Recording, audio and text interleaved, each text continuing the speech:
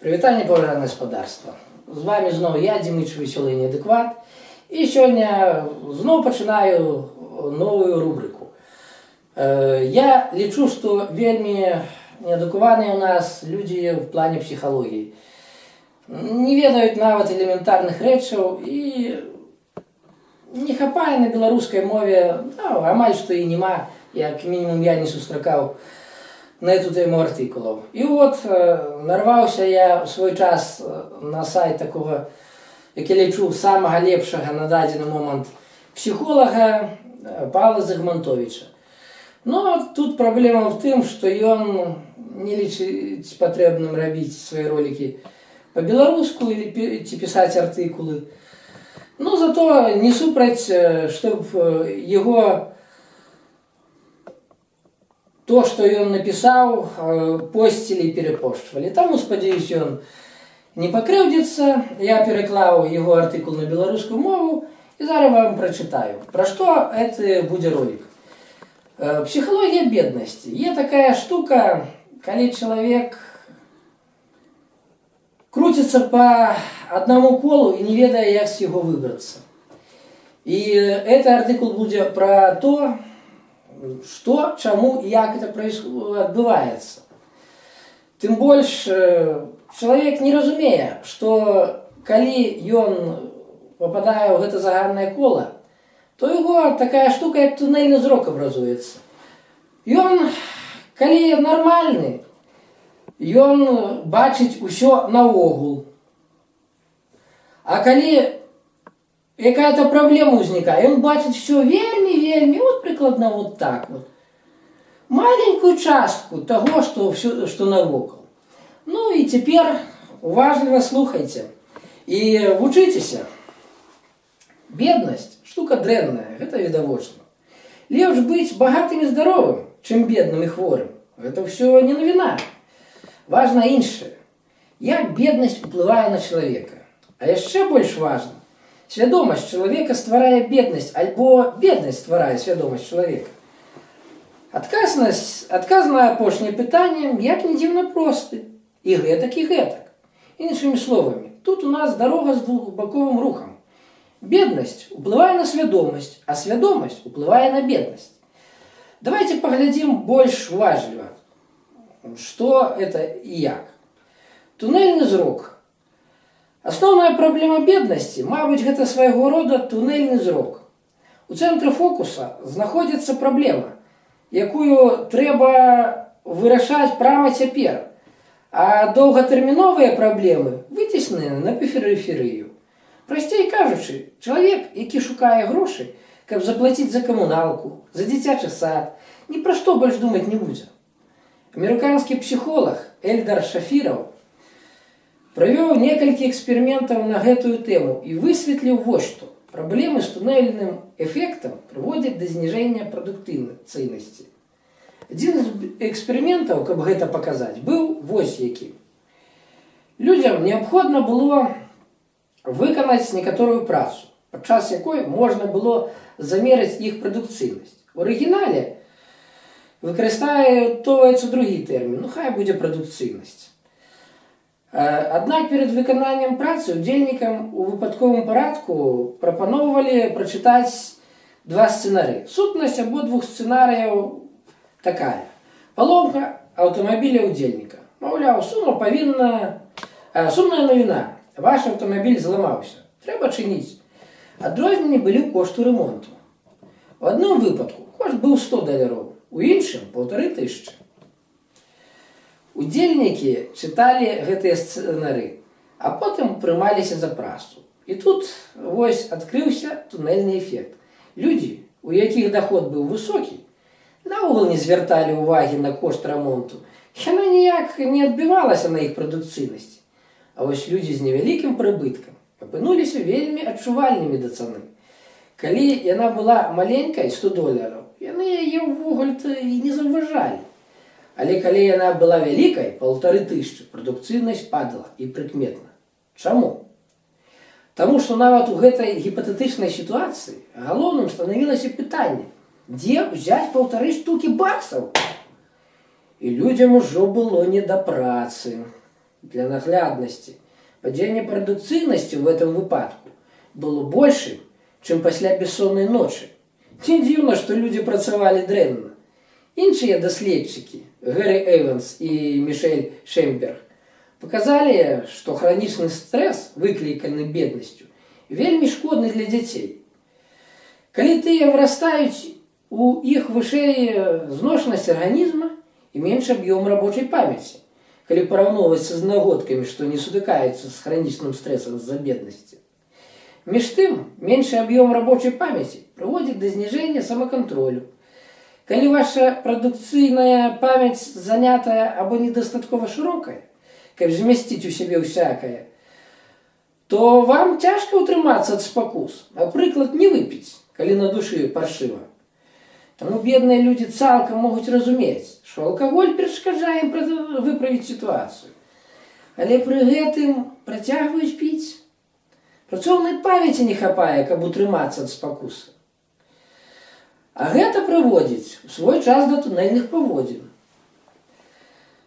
Тунэльныя паводзіны. Пры гэтым бедныя людзі паводзяць сябе вельмі рацыянальна ў рамках свайго тунэльнага фокусу. Яны уважлівыя да зніжак і магчымасці зэканоміць, выбіраюць найбольш удалы варыянт для куплі і гэтак далей. Пры гэтым той самы тунэльны эфект па-ранейшаму ўплывае на дзеянне людзей. Напрыклад, замест выбару добрага, але даўгавечнага варыянта, скажам, абутку, чалавек выбірае варыянт недаўгавечны, але танны. Чаму? Таму што даўгавечнасць гэта занадта цяжкая для асэнсавання катэгорыі. Калі ў цябе задача вось прама цяпер купіць што-небудзь, купіць так, каб засталіся грошы для куплі, напрыклад, прадуктаў на бліжэйшыя 2 тыдні да заробка. Менавіта таму бедным людзям цяжка мяняць сітуацыю, у якой яны знаходзяцца. Любыя дзеянні яны разглядаюць толькі ў кароткатэрміновай перспектыве. Даць мне гэта грошай прама цяпер, альбо пазбавіць грошай прама цяпер.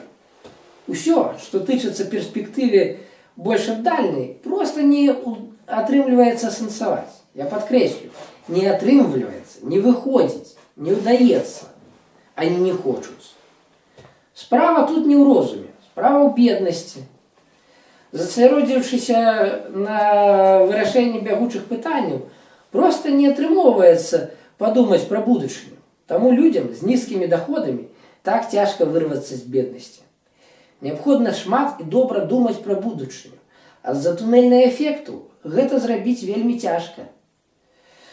Па розуме, чалавеку варта было б падумаць і прыкінуць варыянты пераезду або павышэння кваліфікацыі, або змены прафесіі, ці яшчэ які-небудзь варыянт абдумаць. Аднак для такога абдумвання проста няма мазгавых рэсурсаў. Як сказаў Шафіраў, у беднасці ёсць свая іронія. Вы сутыкаецеся з высокім узроўнем патрабаванняў да вас. Пры гэтым справіцца з імі цяжэй, а пакаранне за памылкі вышэй, чым у выпадку дастатку. Не дзіўна, што беднасць засмоктвае нават у тых выпадках, калі з яе, здавалася б, можна выбрацца без асаблівых праблем. Спадар Зігмантовіч, дарэчы, адчуў аднойчы гэта на сабе. У 90-е яго сям'я жыла бедна, за малым што не ў галечы. І рабіць урокі чамусьці цяжка яму было, калі на вячэру была толькі марожаная бульба, а ў пакоі не жарка настолькі, што пальцы калеюць і рука ледзь слухаецца. А ўсе нулявыя ён працаваў на 3 працах, і, вядома, пры такой загрузцы часу і разважанні і дзеянні па нарошчванню даходаў як-то не асабліва знаходзіліся. Добра, хоць арганізм у яго быў тады малады ды дужы. Это сам Павел Зігмантовіч напісаў у яго рэмарачка. Зараз ён думае, што ў такім рэжыме не вытрымаў. А як жа выйсці з тунэля? Ну, зараз паглядзім. Ці можна неяк пазбавіцца ад гэтага тунэльнага эфекту? Так, хоць гэта цяжка. А паколькі гэта цяжка, то шансаў няшмат. Тым не менш, сёе-тое зрабіць можна. Па-першае, неабходна даваць сабе магчымасць думаць пра будучыню. пашыраць межы туннеля. Гэта значыць, што неабходна хоць бы гадзіну ў тыдзень не думаць пра хлеб надзённы, а думаць пра будучыню, што і як можна змяніць у сваім жыцці. Чаму варта навучыцца, дзе і якія магчымасці ёсць, але не выкарыстоўваюцца, якія задачы трэба вырашыць і гэтак далей. Такія разважанні добрыя і самі па сабе, а ў выпадку з беднасцю неабходныя як паветра. Ну і не толькі думаць трэба, вядома, трэба і рабіць, без дзеянняў нікуды. Па-другое, неабходна лепш разумець свае магчымасці ў сацыяльным плане. Сямейных псіхолагаў і сацработнікаў вучыць спецыяльнай тэхніцы, сацыяграме. Яна крыху адрозніваецца ад аднайменнай тэхнікі ў сацыёлагаў. Сутнасць сацыяграмы – фіксацыя на аркушы паперы ўсіх знаёмых чалавека з указаннем іх рэсурсаў. Гэта можна зрабіць спісам, але нашмат лепей выглядаюць карты. Напрыклад, у састарэлай суседкі можна на гадзіну пакідаць дзіця, калі яно досыць вялікае. Суседка будзе радая жывой душы, а самой і альбо самому едзець на вячэрнія курсы павышэння кваліфікацыі. Ці, скажам, калега па працы валанцёрыў у дабрачынным фондзе. Магчыма, фонд дапаможа з адзеннем і абуткам. Ці, дарэчы, у цэнтрах занятасці часта ёсць бясплатныя курсы перападрыхтоўкі, на якіх можна асвойваць больш запатрабаваную прафесію. Ці, дапусцім, вы можаце атрымаць льготы, ці якую-небудзь адрасную дапамогу ў дзяржаўнай сацыяльнай службе. Часта людзі проста не ведаюць пра тое, якімі льготамі маюць права скарыстацца. У якасці першага прыкладу. У ВНУ мне за якую-то Павлу Загмантовичу, не мне, за якую-то паслугу перад факультэтам прапанавалі бясплатныя талоны на харчаванне у той сталовай. Улічваючы, што абедаў, а ён в асноўным абедаў батонам з вадой. Ну, шыкоўны ў яго абед быў, я скажу.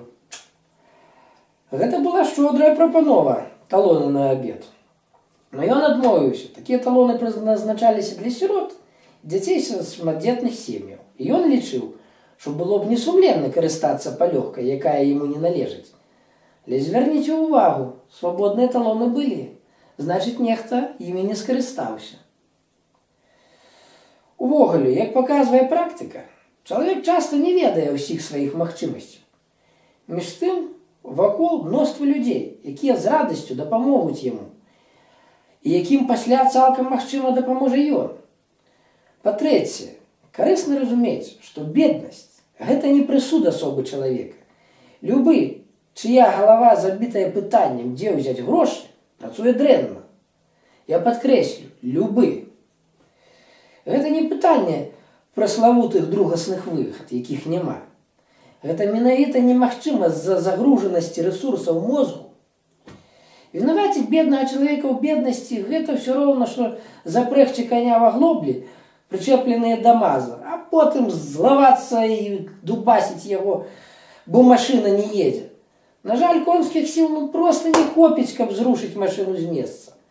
Так і з людзьмі.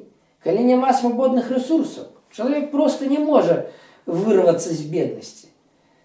Таму для пачатку трэба вышукваць сабе рэсурсаў, пашыраць межы туннеля, а ўжо потым казаць аб выхадзе з беднасці. Ці дакладней кажучы, выхад з беднасці пачынаецца менавіта з гэтага кроку. На выдачы беднякам рэсурсаў для змен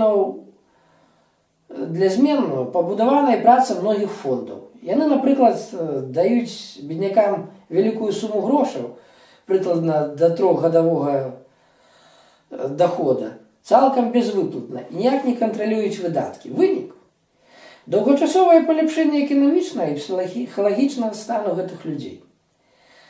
На жаль, в Беларусі такога не існуе. У нас замест гэтага існуе закон о дармаедах. Ну, у нас же ўсё па-свойму, усюды сваім шляхам. І так, падводзім вынік. Беднасць высмоктвае рэсурсы мозгу. З-за гэтага чалавек проста не можа думаць на перспектыву, што надзейна фіксуе яго стан. Каб вырвацца з беднасці, неабходна вызваліць частку рэсурсаў на разважанне аб шляхах змены становішча. тады шанец будзе. Вось прачытаў вам пра беднасць, наперадзе яшчэ некаторыя штукі, пастараюся дзе-то раз у 2 тыдні выкладаць вось такі вось артыкул. Ну і калі спадабалася спадарства, зрабіце вот так, паставце падабайку, пішыце каменты. Да пабачэння, даражэнькія.